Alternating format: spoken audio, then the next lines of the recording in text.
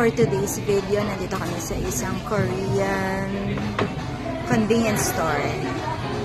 Ayan.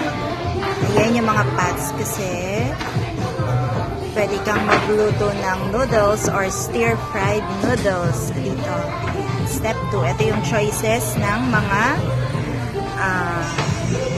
stir-fried noodles nila. Kasi ako, ang pinili ko is itong cheese ramen kasi hindi siya spicy. And then, ang step 3 is magbabayad ka dun sa cashier. Ayun. After paying to the cashier, pupunta ka naman dito para sa iyong choices ng toppings.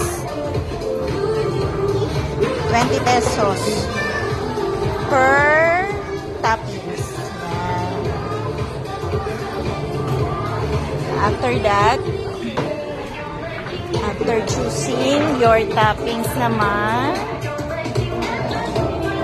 yan, dito ka na sa step 5. Ito na yung